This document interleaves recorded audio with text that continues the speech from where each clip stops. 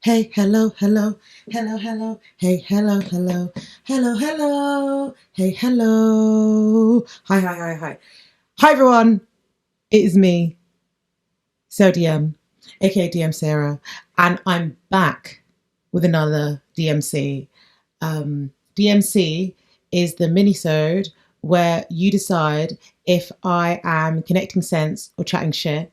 And this is the third installment of my love messages. So if you've been listening to the last couple of weeks, I've just had some questions given in by the public, by you listeners, about how to navigate love, how to navigate the streets, how to, like what's up with relationships and dating.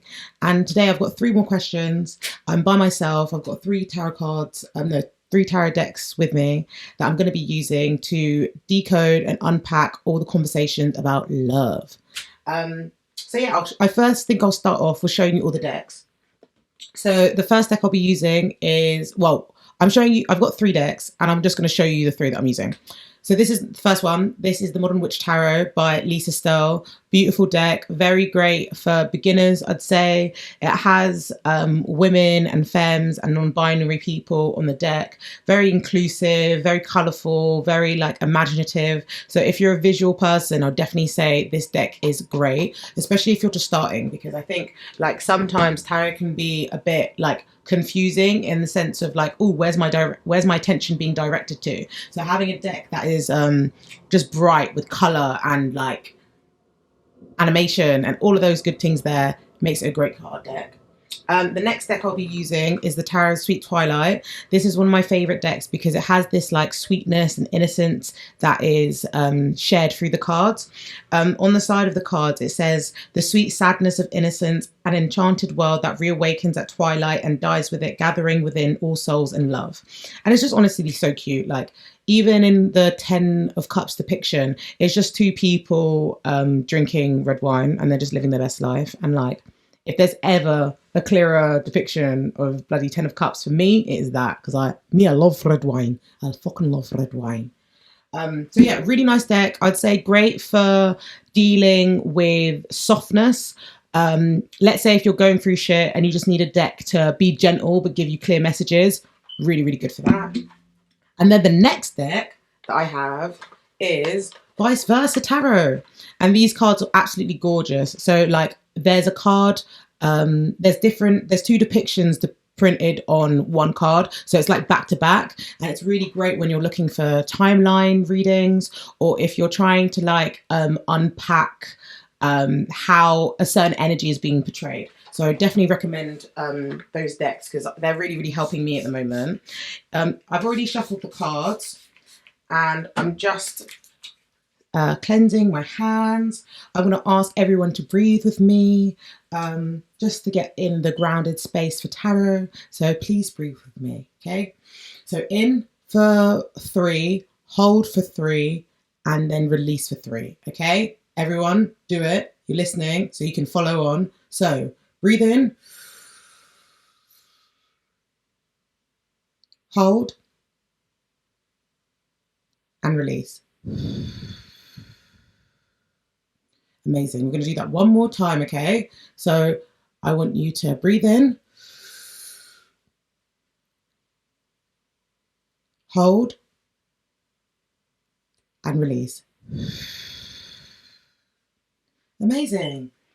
So, spirit team, ancestors, angels, please can I ask for compassionate, clarifying messages that can help us decode and affirm our personal development in relation to love, relationships, sex, and situationships. I also ask for no projections. I ask for clear clarifications. I ask for us to remember that we are protected and that all of our love will also be mirrored back to us. Ashe and amen. Ashe and amen. Okay. So, the first question that I'm going to do is, dating friends, is it allowed? If so, and when? I'm going to use the Modern Witch Tarot. And I'm also going to ask the deck for clarifications. But spirit, angels, Spirit team. Oh, cards are just falling out. What do you say to friends dating? Like, what do you think?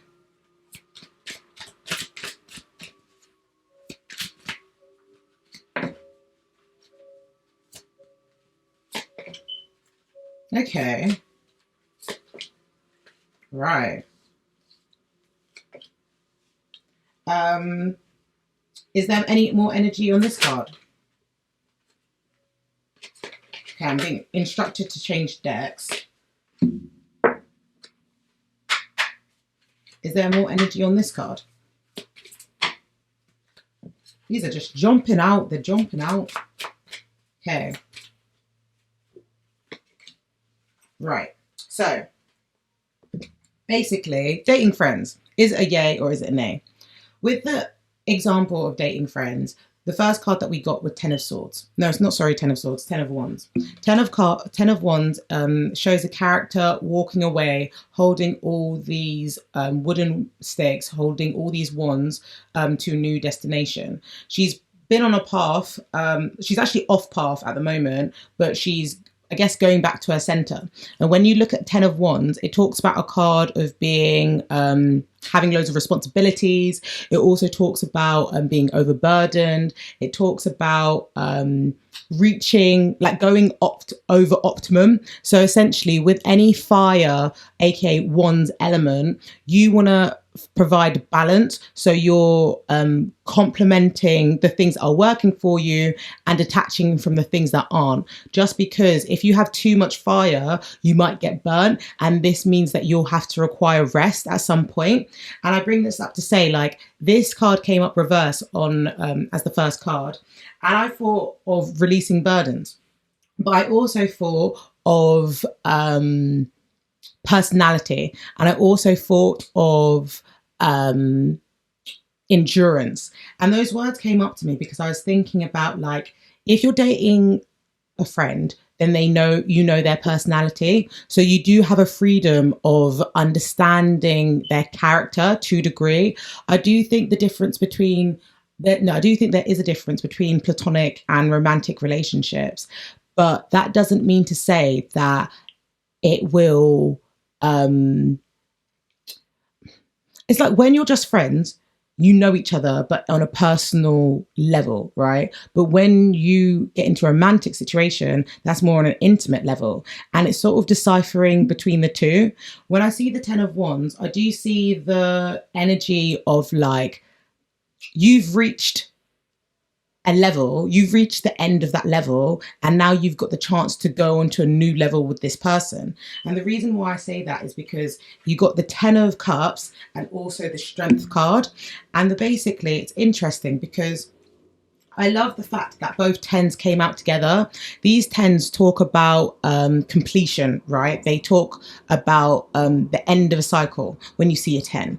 But you got the 10 of Wands, which is to do with fire. It's to do with passion, expansion and exploration. And you've also got the 10 of Cups. And this is a card of creativity, imagination, abundance. It's literally a happy family that are just, like, enjoying the middle ground of the narrative that they've left behind and the new beginning that's coming towards them. And you even see this small trickle of water that is next to the two parents. They're really... well, everybody's just happy. Everyone's catching a fucking vibe. They're literally dancing underneath a rainbow. And when you think of cups, it's all to do with receptivity as well. So the fact that we've got, like, water and fire together, well, I mean, that would make steam. And that makes, like, an evaporation of I was about to say evaporation or something. It makes evaporation. Things fucking evaporate. That's what I'm trying to fucking say. I'm no scientist. You don't come here for science. But that would be fucking sick if you did. Basically, so there's a cautioning in this card, in these messages when you're dating friends. So I'm going to say a few messages. So just take what applies and leave the rest. You know, like I say in most of my readings, anything that's general anyway, I say take the meat and leave the bones. When the caution comes in, because if you've got these fire and water as a combination, right?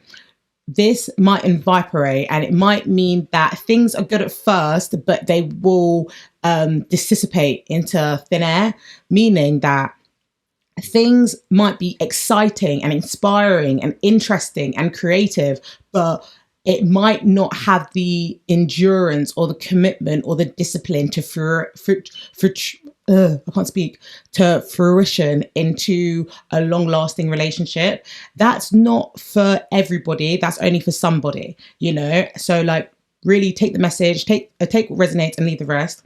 And I bring this up to say that like with water's goal is to flow, right? But 10 of wands is to burn brightly. You need to make sure that if you are choosing to date your friend, the goals, the aims, the intentions, the beliefs, the opinions of the union or the shared union that you choose to create when you want to date your friend is in similar. Because if they're not similar, you're going to be pulled into different directions. And it's like two people trying to date, and then one person wants to, I don't know, like travel around the world, but the other person wants to work on their career. It's like, that is the fact they wanted to date was all well and good, but does that mean that dating and their romantic relationship, or the possibility of their romantic relationship, has time constraints because they haven't expressed the intentions of what love they're looking for? Like, to be fair, that example kind of talked about how physical or like tangible structures can influence love and relationships and dating. But it's not to say that like, if you aren't clear in your expressions and you aren't understanding and presenting your own perspective and presenting your own belief system in dating, you're going to be left behind. So this can work, but it also just takes you to be vulnerable. It takes you to expose yourself in a raw way, that you're able to kill your ego in an adaptive way. So maybe like when you were dating your friend, when they were just your friend, you were only showing one side of yourself. If you change to dating, that means you need to show more sides of yourself, and you need to be open, you need to be vulnerable, you need to be compassionate to the raw, intimate feelings that comes across in a relationship.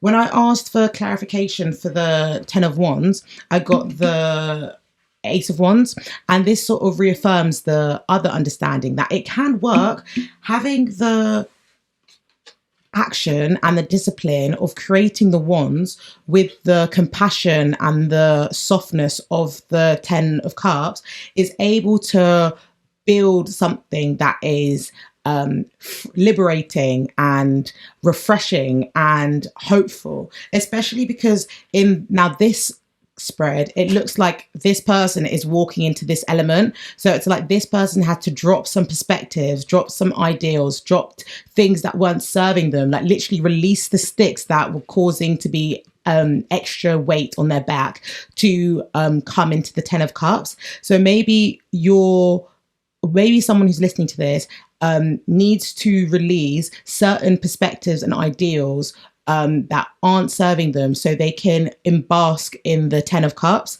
And that's why the Strength card has come out, because the Strength card is being like, be compassionate to your raw, intimate self so that you're able to celebrate this union. Like, this is a pairing, and this pairing of the woman with the lion just shows that she's able to be peaceful with the beast within, and she knows when the beast is to let raw. And sometimes we need to fight for the loves that we want, because like, God forbid, you don't want to like be in 5 years time being like, oh, I wish I did this with that person, when you have the opportunity now.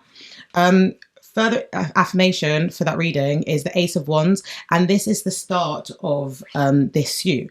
This is the start of inspiration. This is a start of passion. It's like, you know, when you have your first kiss, it's like, let's say you're friends here, and one night you have a drunken kiss together, and like, that's what just set the ball rolling of, oh my goodness, I actually fancy this person. Oh my goodness, I can look at them in a completely different way. And it's changing your perspective of how you be with them. And even the fact that there's an apple at the end of the tree makes me think of like the abundance available to you, but are you going to be daring enough to go and seek it? Like, this person is playing, right? This person right here is playing, and now they're going to exercise that play and explore that passion by allowing themselves to lean into it. It takes compassion to yourself mostly, just because I think sometimes we're fearful of when things go wrong. Like I know, like as from personal experience, like I personally don't like dating my friends, just because like I've dated friends before and it's ended up really ugly, and it's just like not necessary for. But this is only my personal experience. This is not for everyone else. Yeah, it's ended really ugly, and it's made me really sad because I'm like, why did I choose to seek it in a romantic sense when I could have been just comfortable in the friendship? So I do think there is like a slight risk taking, but I mean that's what life's for, you know. Like it's not. um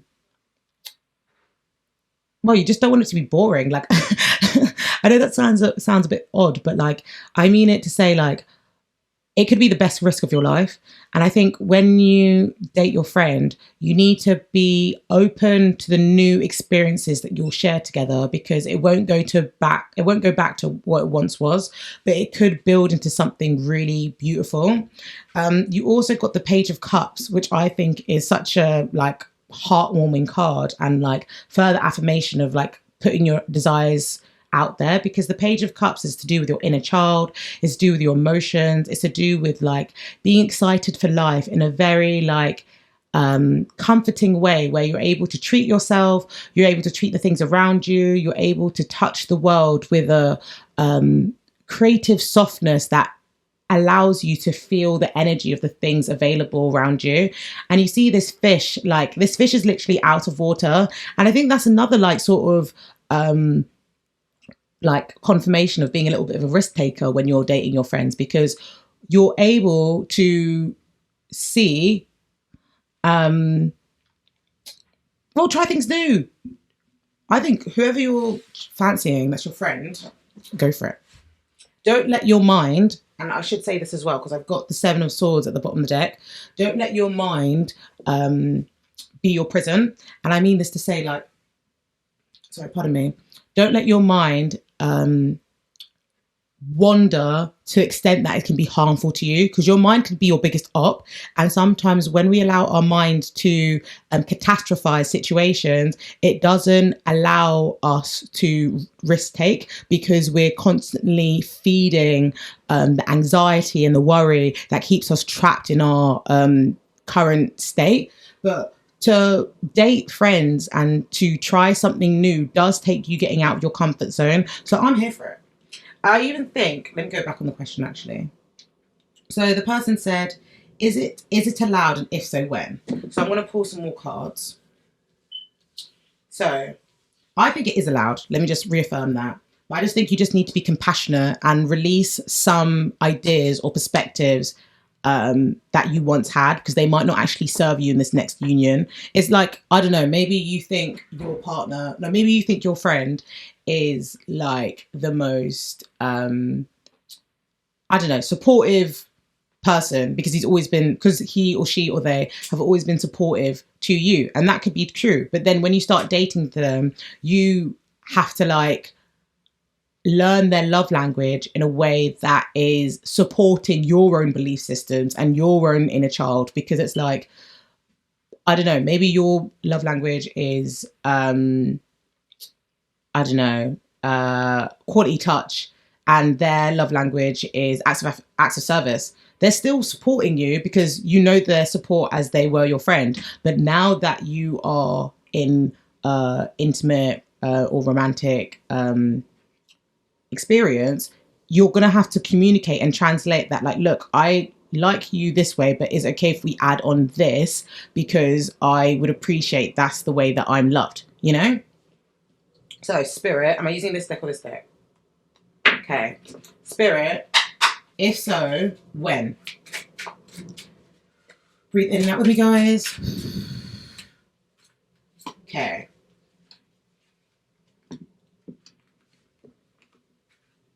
When, Spirit? When, Spirit? Oh, okay. So you got Eight of Pentacles and you've got the World card. So it's definitely something to do with seeking a personal closure that will well, when I ever see the World card, I always think of like tying up loose ends. And I think about the life experiences that we have graduated from and allowing us to pour, how do I say this? It's like we've graduated from a lesson and now these life experiences are now pouring back into us. So we need to take the experience for what it is, but know that there's more to come. And when I asked if you're saying yes, when you got the Eight of Pentacles and the World, I think it's going to be like a slow turning relationship. I think it can come into a blossoming relationship, but I think it's just going to be slow paced. Like, I would advise you to go on lots of dates, just because then you're able to see them in a different format. I'd say go on a different abundance dates. Like, you can go for drinks, you can go for dinner, you can go for activities. Like, I know if you're in London, there's really, really popular thing on TikTok right now called Sip and Paint, which is where you when you bring your own bottle of alcohol or whatever, and you all paint something together. And I bring this up to say, like, that's an exercise that a Page of Cups do. Like, they're seeking to create different things in various formats because they're letting their inner child wander. They're able to process the needs and the desires of the inner child because they allow it to be free. They're playful, right? So I do think the only thing I do say that I also might be slow churning is because the Eight of Pentacles is it's a card of, well, anything that's earth related is going to take months to a year, right? So if you're getting the Eight of Pentacles, which is renowned to mastering a craft, I would say express your desires because there's no one stopping you, but do it in a way that you are catering for your inner child. Just because in this depiction, the person's mastering a craft, but they're also standing with their child.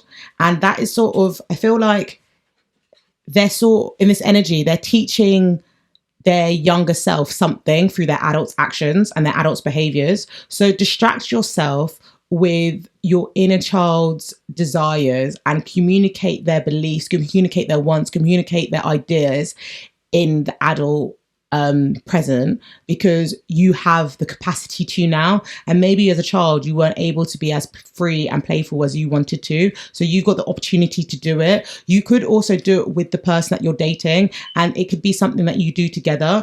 And I think that's the lesson in this card, because if this is you, but if everyone is directed by their inner child, it's like, what's the journey that we can all go together? Like, the world is talking about completion. How can we get to the next level in a union which is compassionate, intuitively led? You know, when you say when the listener asked when, I would say you're going to be dating for quite a few months. I think if you want to make your actions known, let them known, but I'd say date often. Like, you deserve to be in a slow, exciting, passionate love. Like, it doesn't need to go from like 0 to 100 so quickly, because that might rattle you guys a bit, and then I think that will influence what burdens you think you have to take with you and what burdens you to release. So if you decide to date your friends, just make sure it's a slow and passionate, fun love. Be safe, kids. Be safe. Okay, so that was the first reading. I like that. And I think I could take some advice from that, because when I tell you I don't date friends, I ain't lying. No cap. But then you never know. I was talking to my therapist once, and I think they got married, but they also got married to, well, their wife, obviously, but the wife and him were friends. And I said, like, me personally, like, I do like meeting someone and like being able to fancy them straight away. Like, I think it's harder when I transition from friend to like interest, just because of my own experiences with like messy situations.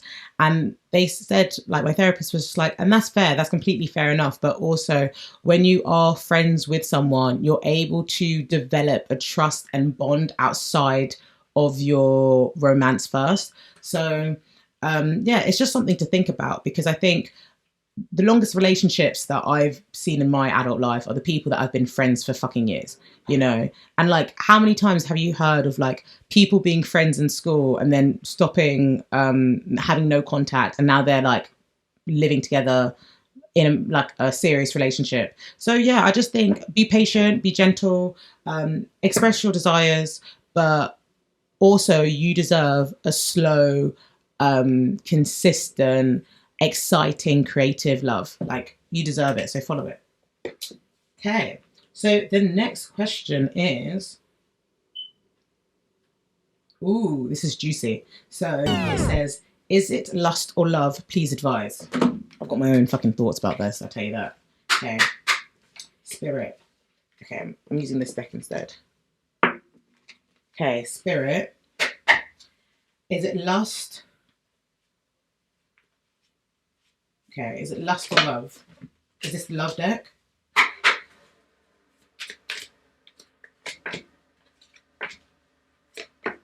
Okay. Is it lust?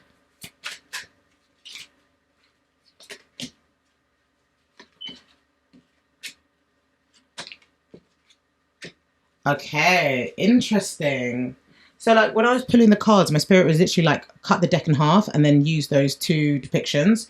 I think I want to use advice for something else, but it's really, really interesting because the last deck that we, the last card on top of the deck was the Four of Wands, and the Four of Wands is talks, well, it looks like two people getting married, first off.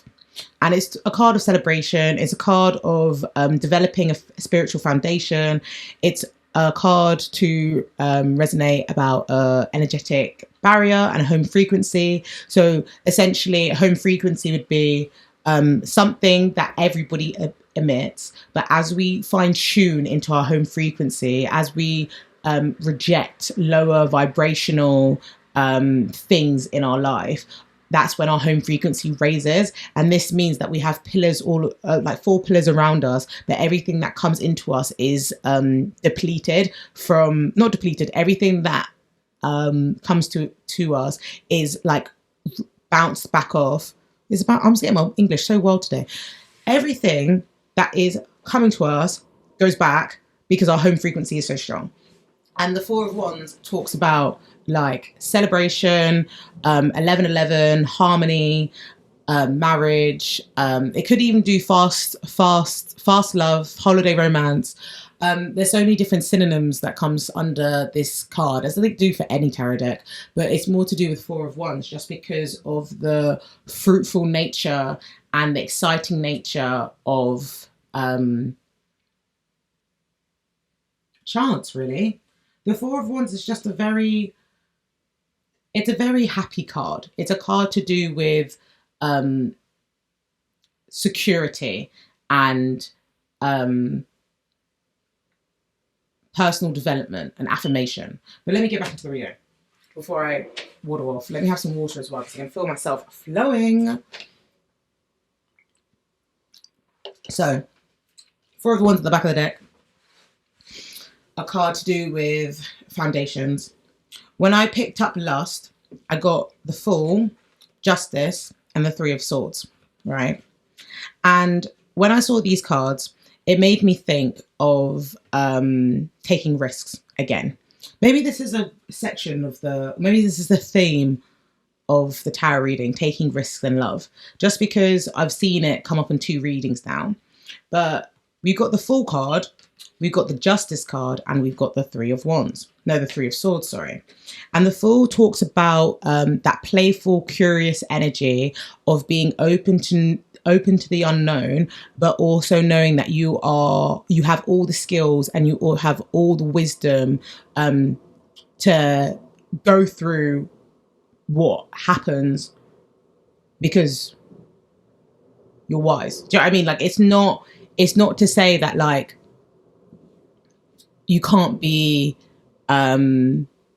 fooled in these experiences, but having the full attitude will make you adaptive, dynamic, open, interested, curious, excited about life. It's just having like sort of a carpe.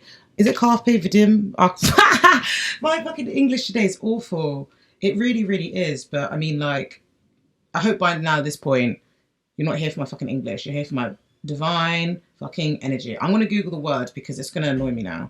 Carpe diem basically means and used to urge someone to make the most of the present time and give little thought to the future. And I feel like that's like signifies the full energy. They're able to be open and receptive to the world that's around them. But we've got this card paired with justice and the Three of Swords. Justice is a conversation of law and order. It's talked about cause and consequence. It also signifies of the Libra energy and their diplomatic, flirtatious, and communicative nature in, well, the Libra experience. The Three of Swords is a card to do with potentially a heart-piercing pain, but it's not just that. Like when I see the Three of Swords, I always say like, this is the heartbreak that we might place on ourselves because our mental realm, our thoughts have been encouraged to move in a way of fantasy instead of reality. So I always talk about how we can be heartbroken when our fantasy doesn't match our reality. And under the question of lust, right? I think lust is exciting.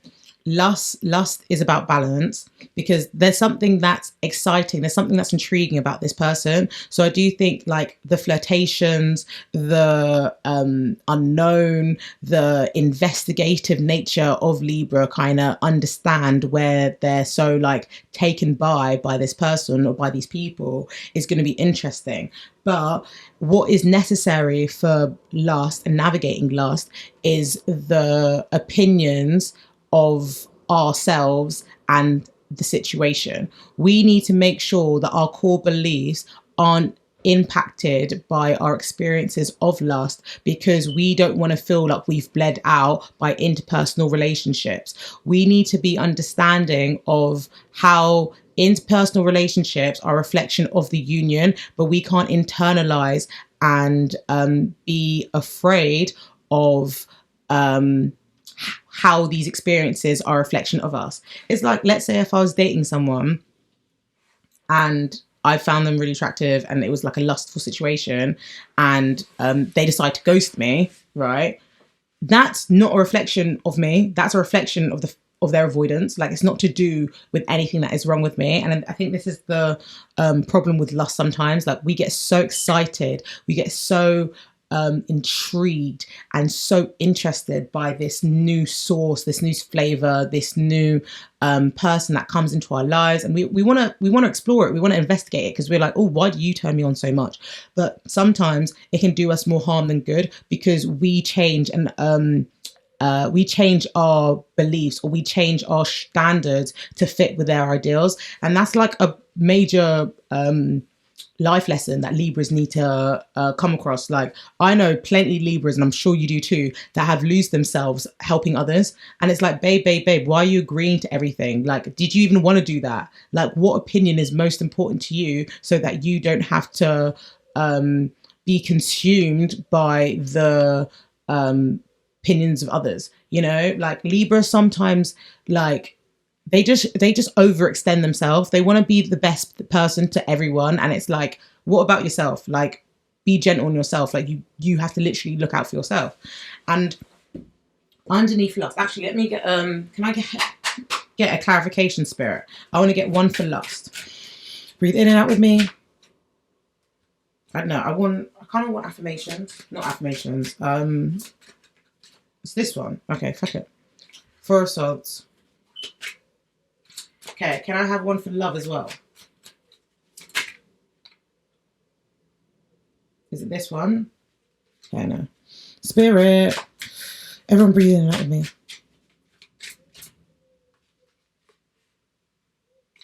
Okay, I'm just going to pick this up. I keep on like going back and forth. Let me just do that for this first. The Four of Swords. This is the archetype that's come under lust. And I think when you look at the Four of Swords, which is a card of rest, meditation, restructuring, recalibrating, giving finding a quiet time to release the mental noise that we pick up on life. And I think this is why the person's in isolation. I think this signifies, this is an archetype under lust, just because sometimes we can lose ourselves interested while searching for interest of lust, when in reality, like, we need to feel secure in our mental foundation to go explore that. And that's not to say that, like, people can't, hoe out, live their best life. Like, if you want to live your best hot girl summer, do it. If you want to live your best non-binary summer, do it. If you want to live your best male summer, you fucking do it. But be safe and also be honest. Because as soon as you can translate your theory and your intentions and your opinions and your perspectives into the communication with the other person, you're not going to be as deterred and as influenced and as impacted if things don't come your way, aka Three of Swords and heart-piercing pain. When we look on the love side, it has the Hermit, it has Temperance, and it has the King of Pentacles. And the difference in between these energy is that this is a bit more of a slow-paced love. Like, the Hermit requires introspection. They require solitude to a degree to identify what their values, needs, and personal education is. And that's why you even see this person at the laptop. Like, she's been researching so much that now she wants to, like, close the laptop down and see what is truth to her from all that she's learned from. We also got the Temperance card, and this is a card of moderation. It's a card of balance. It's a card of determining what is true to you, but in a way of, like, spiritual and physical expression. So, like, let's say when you go to the beach, like, your spirit might be lifted. Well, it most likely will be lifted because you are in the sunshine, you hear people happy, you are able to, dip your toes in water, and you're able to be in an atmosphere which is really, like, uplifting. But also, by going into the sea, you are cleansing your body. That is a spiritual and physical experience that's intertwined by the Temperance card, because you're able to uplift yourself and able to move in that action. It's like, I'm a tarot reader, and yes, I'm reading my cards for you on YouTube or Spotify or whatever you listen to this, but this information does not stop here. I can now practice it in conversations when I'm dating, and that is another conversation or another example of how temperance is displayed. The other reason why I think it's like I don't say everlasting, but like a slow paced, like, action, is because you've got the King of Pentacles, and the King of Pentacles has so many resources. They're very fruitful because they're able to develop their practice with routine, structure. They ask, what is the environment for my blessings to prosper? And they also aren't shaken by other people's wealth because they believe in abundance. Like, they know what's theirs is theirs. Like, whatever is for them will never be taken from them. And because they have that discipline in self-belief and behavior, they can reap the rewards of their fruits because they have taken the time, the practice, the routine, the maintenance to build their wealth. And it's not to say that they haven't been on the shadows, but they just know what environment they need to encourage in the shadows. Like, I was talking to my friend recently, and I said to her, like, look, like, if I'm going to be sad, I'm going to be sad with my best PJs on. I'm going to be eating my fucking snacks. Like, I'm going to safeguard my body in a way that can still be gracious and compassionate. And with earth, it's a very passive, nurturing element. Like, the earth is a reflection of how we care for it. And you need to care for your love in a way that is adjustable, a way that is open and liberating and refreshing. Because with love, and the difference between lust and love I think with love, you're more open to have conversation with the long term impact, but with lust, it might be literally a short term thing. I'm gonna have some more water. Okay, Spirit. What's your card for love? Okay, interesting. And you know what? I actually love that for this one because basically I just asked for a clarification and I got the Tower.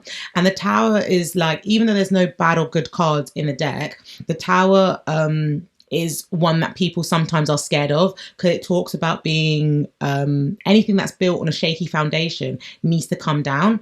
And oh, no, actually, that's the fucking reading. That's the fucking reading. Because think about it. At the start of the reading, we got the Four of Wands, which talks about foundations. And now, when we look at lust and we look at love, what foundations are they built on? Like, is the love going to purge you and rebuild you into who you want to be? The independent selves are authentic in nature, but decide to walk in companionship and walk in union because they choose love.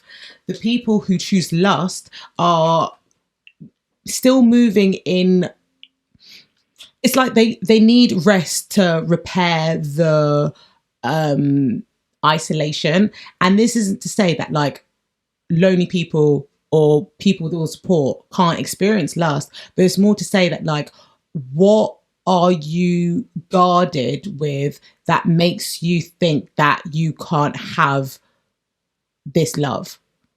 Now this is getting pretty specific. Okay, I don't know who's listening to this, but whoever listens to this, you'll know who you are, right? You'll know who you are if I'm saying this. Okay, so there's one person who's listening to this podcast who does not think they're worthy of love, so they get scapegoated with lust and they just enjoy people for the experiences, but in reality they actually really want a companionship that is long lasting. They need to understand that they need to release the walls and the barriers that shut them out of their world. No, that they need to understand the barriers that shut them out of this choice of choosing to get to know someone with option that things can go further. Maybe the lust helped them for maybe the lust was beneficial to them when it was, but now, pardon me, but now it's not fulfilling them and they're looking for something deeper.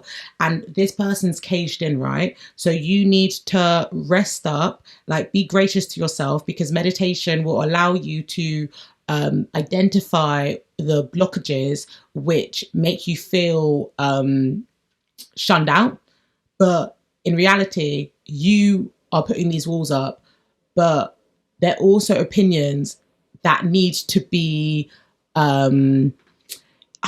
it's like, you know what it is? It's like, you know, when you have a plant and you see certain like leaves like pruning, right? So that you have to take those leaves off for like good growth, or you have to move those prunes elsewhere, you know? I think that's like this energy of the card. I think you need to actually determine what is the foundation in your beliefs in relationships so that you can navigate it more safely without feeling like, why hasn't this happened to me yet? But yeah, sorry, that was super specific. That download just came into me, so I just had to share it. Yeah, so where was I? I was talking about love underneath the Tower card. Simply put, love is when you choose to develop a foundation which is supported by energetic and spiritual desires, supported by consistent behaviors, and supported by refreshing ideas. Like, you're not going to stand there and fall at the first hurdle. And that's when you know that it is love. You also know when you've used introspection to strengthen your understanding of moderation, of how you're going to build your abundance together. But when it comes to lust, this is an open experience which requires you to decipher what is your fantasy and what is reality. And when you don't want to explore when you put more weight on the fantasy than the reality, it's most likely going to be lust, because you can't see a future or a long-term option with this person. It's really interesting. I feel like that was so like Pacific. Okay, Spirit. Is there anything else that you want me to say on this matter? I think the last bit was like, please can you advise? So, Spirit, is there anything that you would want me to advise for these listeners, for these people? Okay, any advice? That's so lovely.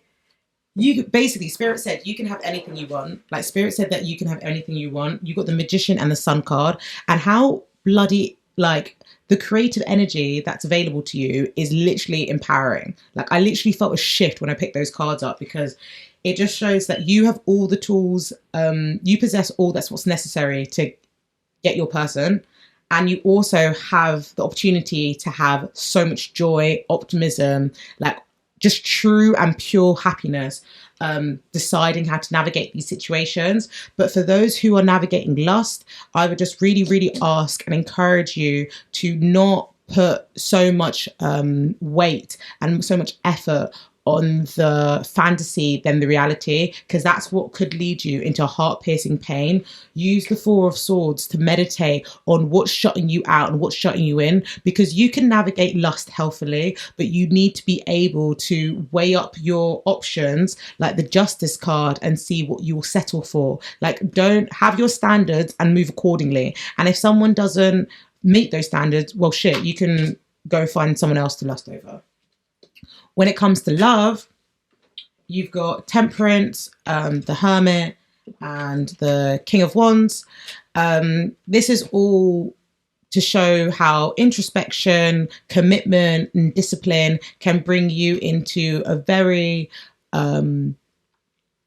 comforting, secure, wealthy, abundant relationship. But it will require you to have patience. It will require you to be open and flexible to how love is expressed, because it could be something that you've never seen before. It literally could strike your tower.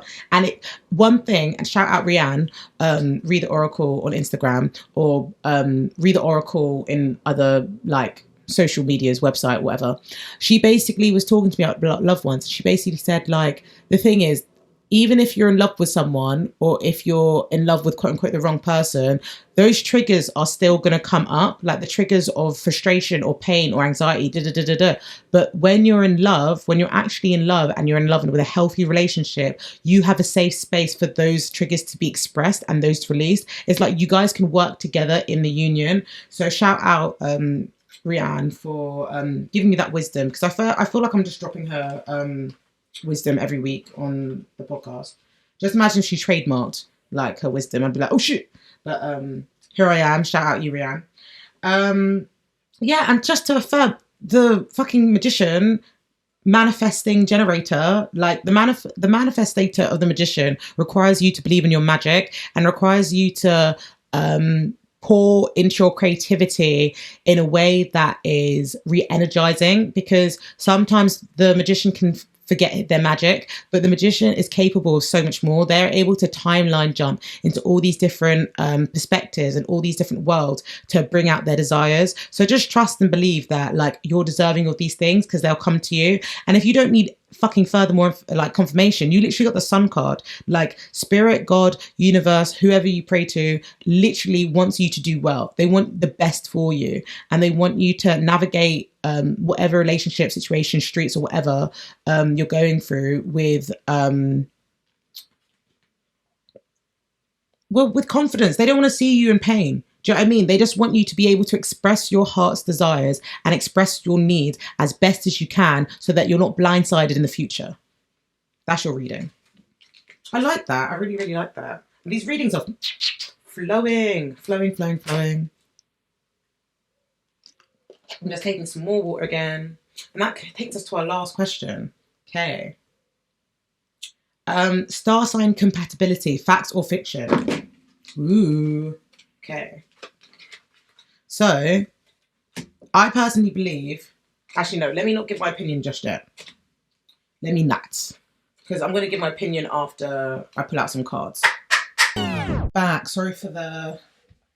Why am I saying sorry? Like, I was about to say sorry, but this is all going to be edited. Like, you won't know that it's been a while since I came back. My last recording got saved onto a different storage thing. It's a lot. If you're a podcast, you'll get it. If you're an editor, you'll get it. If you do visuals, you get it. So basically, I had to take a break, sort out some storage shit, and now I'm back. Apologies if the audio quality is a bit where. It's only because I don't have my headphones on anymore. And I know sometimes when the headphones aren't on, it takes away like the vibrations in the room and all of that shit. But it is what it is.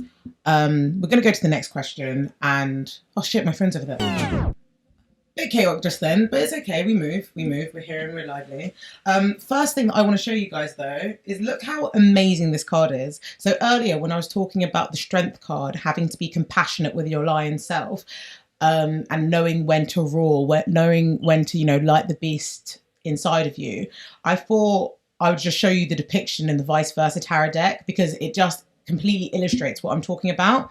So this is the light depiction, and you see someone opening the lion's mouth to see what's inside, and then curious, they're not frightened, they're really, really providing like a purity and innocence and a comfort to this experience. The sun is beaming, so it sort of illuminates the shadow and is just making it open, But on the other side of the deck, it's a different story or a different telling of the story. You see the same characters sort of against each other, but now the devil is in front of them and you see them really, really being prepared to fight. And I just think that is such a beautiful depiction of the card because it's like being comfortable with your shadow self, but also knowing when you need to fight. And if there's anything that like tarot will teach you is the fact that the endurance of the lion is able to be the catalyst. Your rage can be the catalyst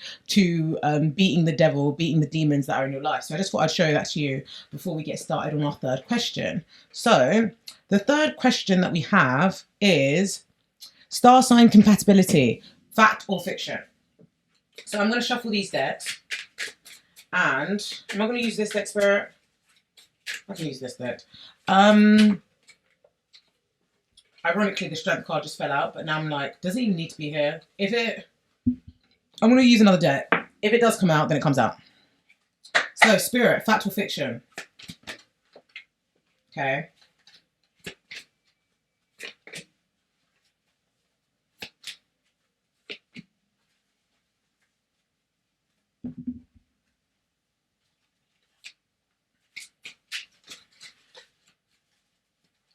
Fact or fiction, Spirit?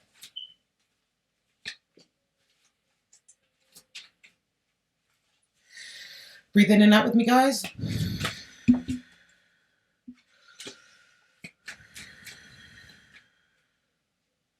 Okay.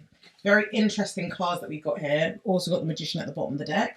And it's quite interesting because like that was the bottom of the deck for Magician, but on the other side is the Page of Pentacles. And they look kind of similar. And like both characters are like building something and have a pentacle or a wand at the top of their hand. And I think that is sort of a reflection of as above and so below. And it's sort of reaffirming that what we take from the sky can be transmuted in our actions and in our being and expressed in the physical. Therefore, as above, so below. So star signs, fact or fiction? I want to say, first off, that star signs, horoscopes, astrology is such a complex topic that has been dated in history for literally centuries. Like, it's wild how I think I even talked about this on the episode with astrology with Claudia, how the media, the society that we live in kind of rejects star signs or horoscopes or astrology because it is sort of had this conditioning of being for, you know, women's magazines, for being sort of receptive, like hidden secret that shouldn't be that should be more for fun than more for strategy. And like, it's wild because did you guys know that Hitler had an astrologer? Like, Hitler literally had an astrologer for war. And this isn't a new thing. There's a lot of politicians, a lot of people that have spiritual advisors on their team to understanding the timings of when to navigate and timing to when to attack and timing when to rest. So astrologers and like these spiritual advisors had a very high respected like placement in these teams. So with star signs, horoscopes in general, I do think they're more complex than we like to give credit for. Like, I know some amazing astrologers. Shout out Ellis. I know some, also known as Astral Ellis. I know some amazing astrologers that are able to decipher the meanings of the birth chart or planets or houses. Like, over the past year and a half, I've gotten really, no, not even the past year, let me not lie. Over the past 3 months, I've gotten really, really into astrology.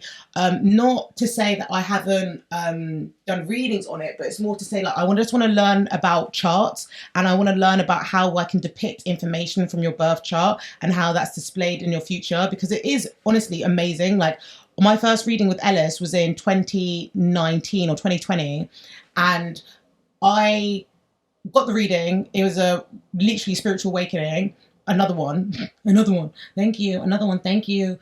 It was a spiritual awakening. And now in 2022, I'm seeing it all come to fruition. So it's amazing how like certain astrologers are able just to decipher messages and downloads from charts, from reading, from the apparatus they use. And that's able to give such concrete information. You just don't know when it's going to be. So like, yeah, the reading was in 2019 or 2020, and all of it is coming to fruition right now. So it's really cool. But back to the reading. The person asked, is star signs fact or fiction? And I think this reading sort of depicts how it can be presented within society. So there is a community aspect with star signs. There's a community aspect because it is a social thing where people can communicate, they can get to know each other. Like I've said in this podcast before, I really love astrology for the archetypes. So when I'm talking about how people would be in best places for work, or what, even earlier when I was talking about tarot, the fact that I knew the characteristics of Libra really, really helped me in the interpretation of the lust example, because Libras are diplomatic, but one hindrance to their diplomacy, I don't even know if that was a word, I hope that's a word.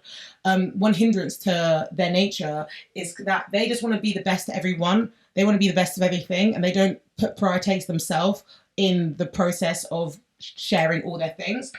And I really like the community aspect of astrology, star signs, horoscopes, because it's even able to give you comfort and give you confidence in certain areas of your life.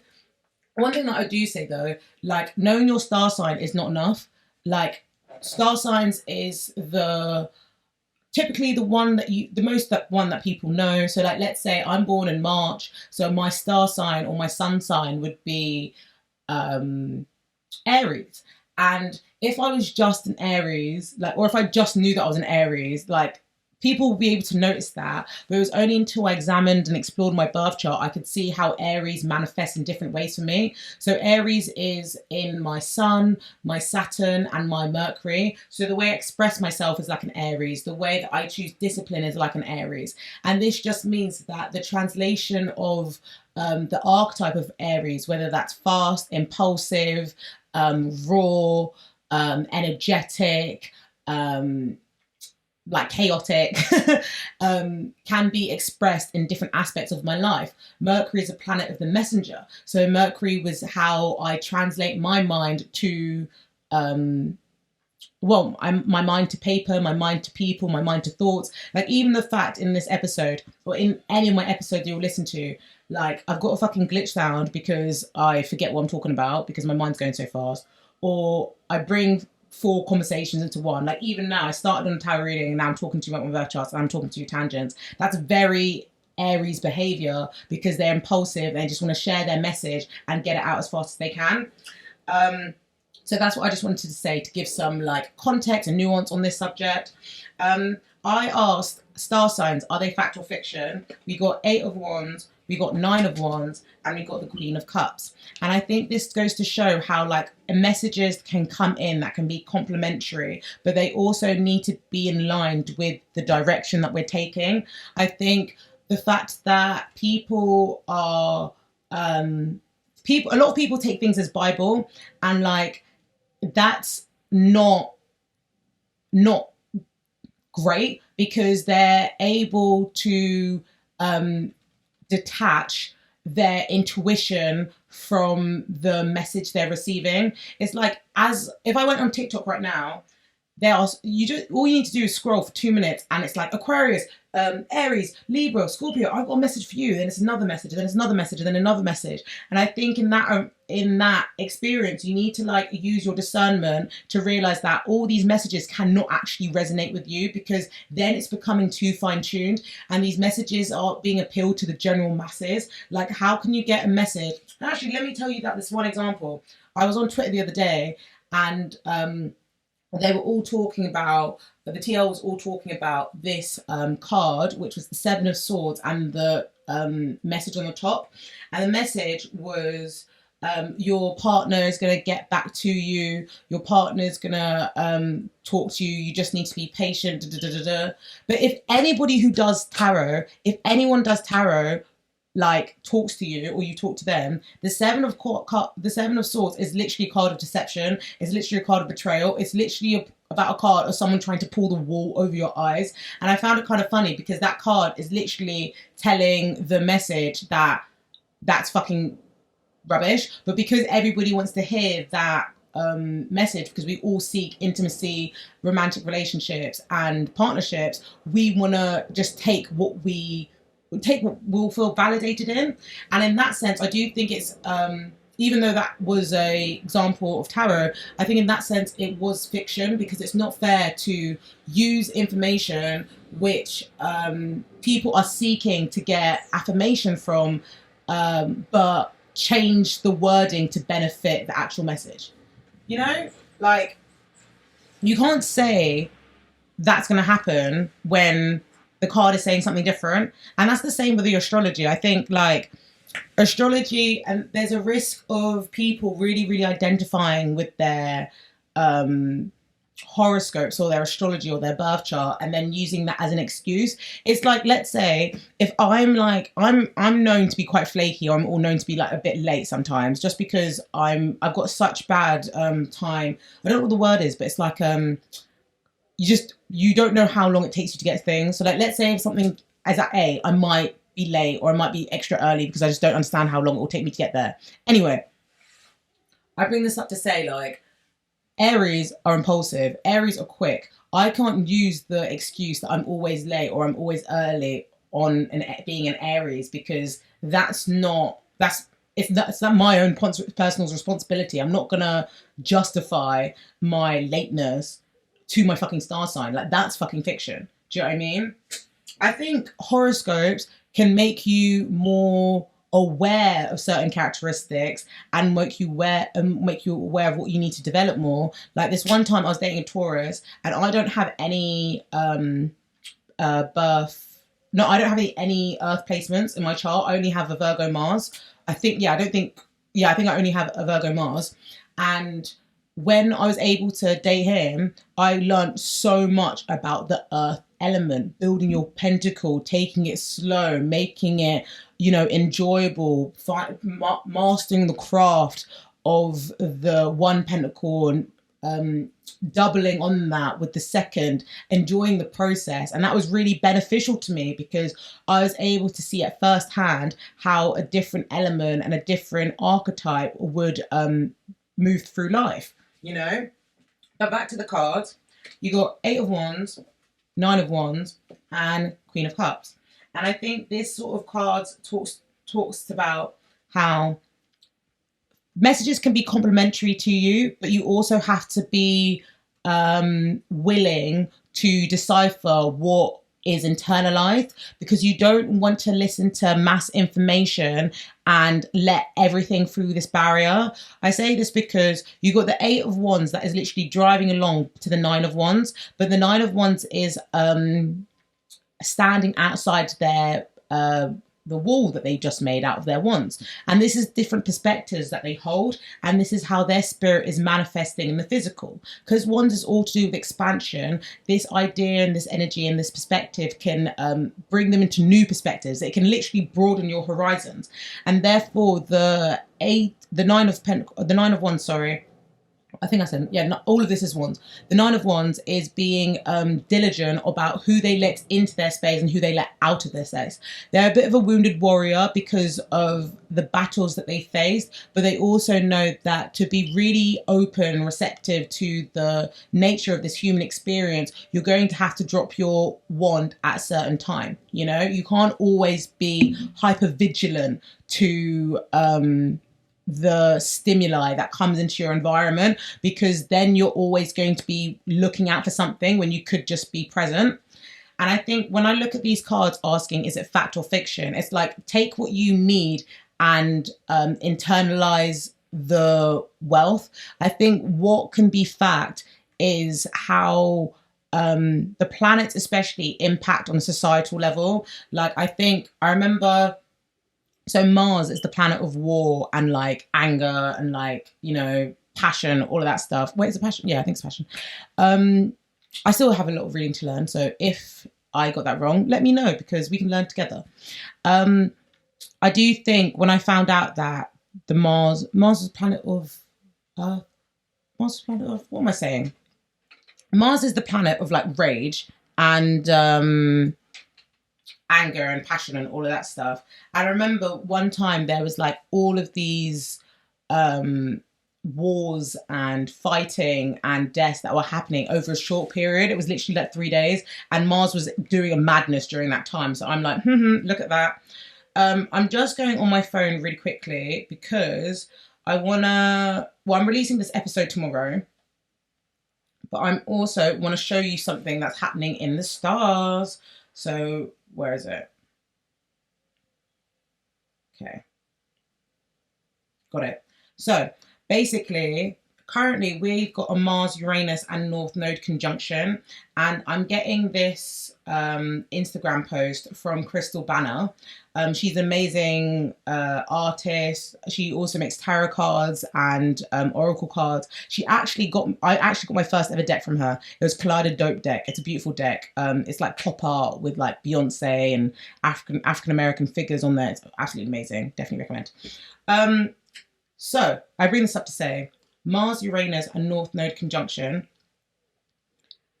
As holistic psychiatrist and astrologer Cassie Bard, MD, explains MBG, the Mars-Uranus North Node conjunctions creates a time of heightened energy, intensity, impulsivity, initiative, enthusiasm, inspiration, and instability. She notes that it's creating a great potential for change, and we may feel a strong push to get started on something. There's also a strong possibility of accidents, disasters, and even violence at this time. So, like, that's just an example about how the planets can impact us on a societal scale, and how that is even refreshed and reflected in in science backgrounds. Like, I know for a long period, people from the astronomy community didn't really want to give the astrology community their dues because of the spiritual impact. They would suggest astrology as a pseudoscience, but it's not. It's bigger than us. It's literally greater than us. Like, God created so much that I just think it's a bit ignorant. It's a bit ignorant to like not realize its impact. But then also equally, I know people have also said that astrology isn't well, they've apparently there's theories of where people have been like, oh, astrology isn't real, da da da da. But then also, even if it isn't real, it helps so many people. Like it literally is another expression of education. And I think when you use astrology for compatibility and for self awareness, it can be really really helpful. Like I've learned so much about myself whilst reading this new book, about how I'm better in some environments, how I'm like need some work in other environments, and it just allows you to appreciate the entirety of the mess that you are. But let me get back to this question. Because this is, did you see what I mean? I'm fucking Aries Mercury, but the thing is, I don't just say stuff like very fast and very like concise. I always just chat. Like I'm just excessively chatting, so I just need to, wind it in. Like, do you know what's fucking hilarious as well? So these episodes are supposed to be mini-sode. I'm gonna be at least an hour. I'm gonna be at least an hour this episode, but here we fucking are. Here we fucking are. So back to the reading. So star sign compatibility, fact or fiction.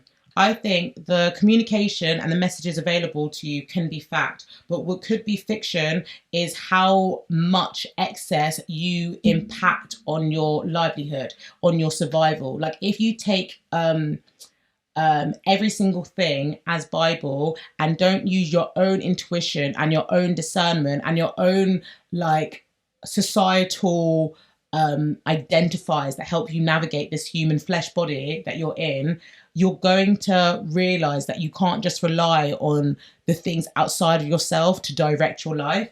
And when it comes to star signs compatibility, I do think some signs are stronger and not stronger. Let me not say that, because I think every sign has a strength and weaknesses. But I do think some signs are best suited to each other than other signs are suited to another. So, like for example, I what we're talking about right now is called synastry, and that's just understanding the relationship between two people and their birth charts. So if I wanted to do a birth chart, synastry chart with someone that I was dating, or even my friend, or like my mother, it doesn't matter who it is, I can literally place both of those charts on top of each other and see where our commonalities and our differences lie. Meaning, if I saw so as a fire sign, if I was dating another fire sign, we'd be either too, we might overwhelm with each other, but we also might be as fast as one another that we can inspire one another. I also think complementary signs are like water and earth, because they're able to nurture the creative forces that allow them to build from one another. Because if emotional people, like, your Cancers, your Pisces and your Scorpio, are able to express an intelligence that is very cerebral and empathetic and intuitive, whereas the earth signs are more practical and to do and routines, it's going to able to benefit one another, because they're going to have the action of the pentacle, the action of the earth signs, but also the imagination and the fluidity of the water signs, meaning that that would be a really, really good combination and compatibility for partners. And I think the Queen of Cups have come up to talk about like the extent to which we identify with others' emotions. There needs to be a detachment from how much power we place in the structures that are available to us. So even if you're dating and you find something out, I don't know, let's say they're a Gemini and you're like, okay, because like I've done that before. I've been like, oh, you're a Gemini. Boris Johnson and Donald Trump are a Gemini. But equally, my mum's also Gemini. So it's not the fact that I have disrespect for Geminis, but I've got a different relationship to Geminis because that authoritative presence has been available to me from early. But one thing that I do like about Geminis is the fact that they're collecting data. They're very expressive because they're able to, they don't really believe in good and evil. They just believe in the energy that's needed. And that's something that I really respect, because it allows you to, well, just not to be judgmental. I don't think I've actually met a judgmental Gemini. So that's a fucking bonus. The Queen of Cups, though, like, is their cup full? Is their cup, well, let me ask you, Queen of Cups, is your cup full? Are you getting contents of your cup from other places? Are you filling it up so that you are met with confidence and, you know, sensuality and softness as you navigate positions? Because if the Queen of Cups is the protector of their feelings, then they're going to be able to protect their relationships much better if they're coming from a place of like love and refreshing confidence, more so than if they're depleted and searching for love in the wrong places.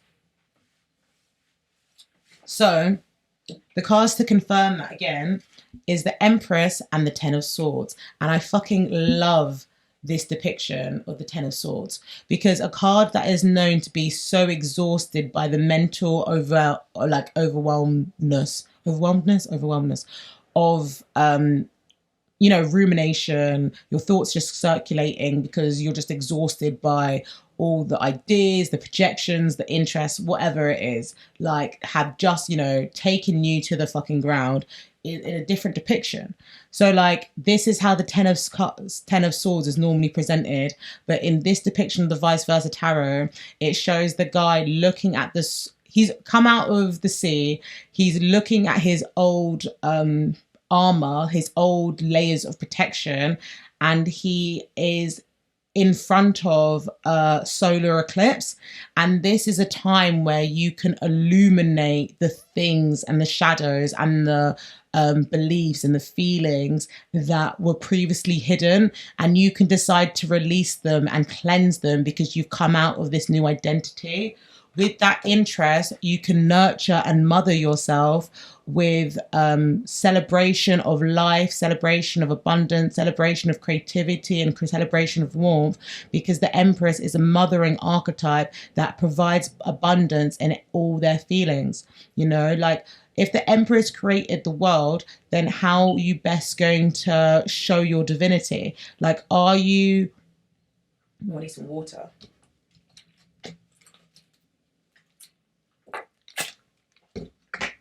So, are you going to appreciate your throne and appreciate what has taken you to get there to be your throne, or are you going to stall in the discomfort of who you used to be? And I think it's interesting that, like, if you see the Empress, like, the Queen of Cups is an expression of the Empress, but the Queen of Cups knows the Empress knows her worth, that she isn't getting off her throne for anybody. Okay, I'm just going to get a clarification and then we can wrap up. Spirit, higher power, universe.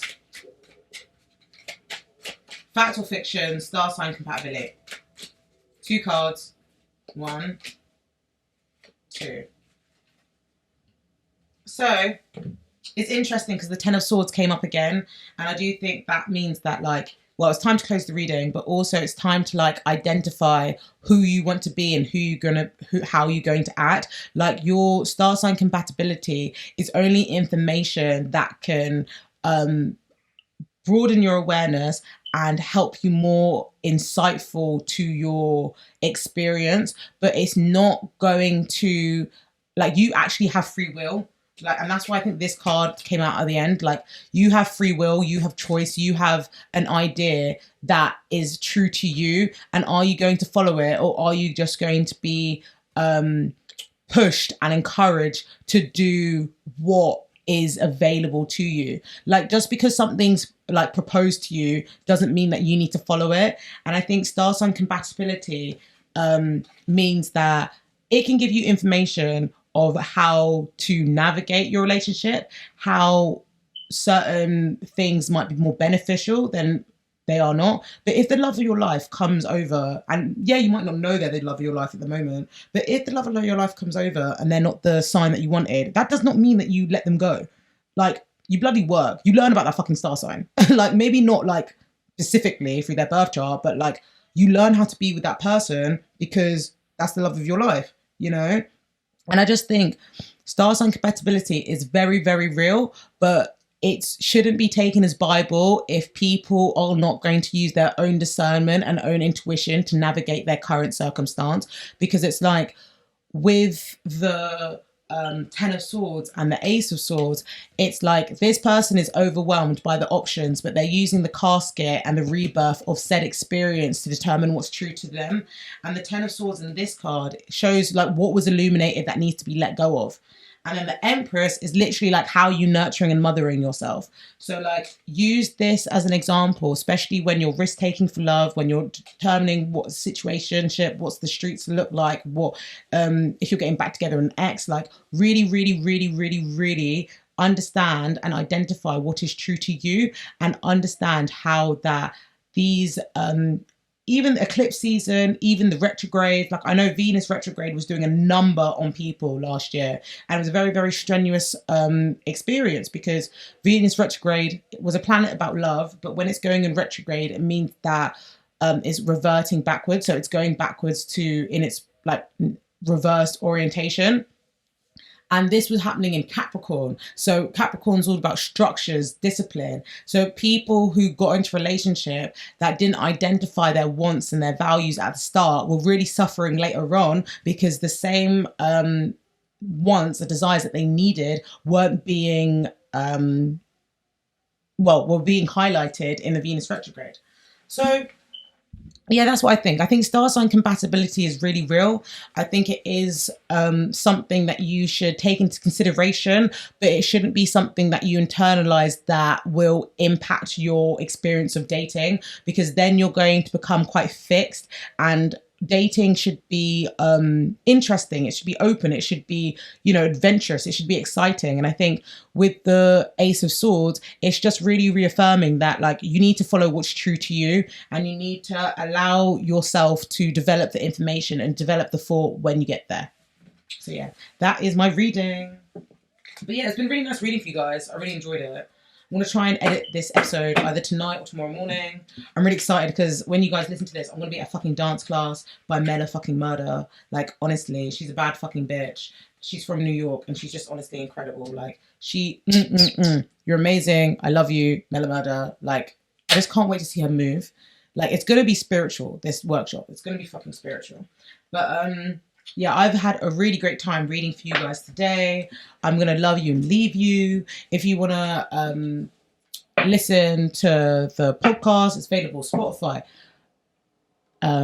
Where is it? Apple, Google, Anchor, YouTube for visuals. And I think the visuals really help, just because then you can actually see the cards.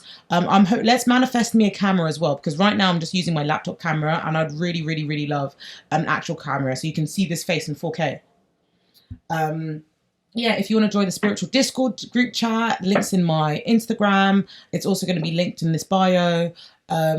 We've got Patreon. We've got my website if you ever want to book a reading with me. And yeah, I'm just really enjoying life right now, so I hope you are too. And yeah, that's it. That's me. That's DM.Seerah. I'm going to love you and leave you. Bye.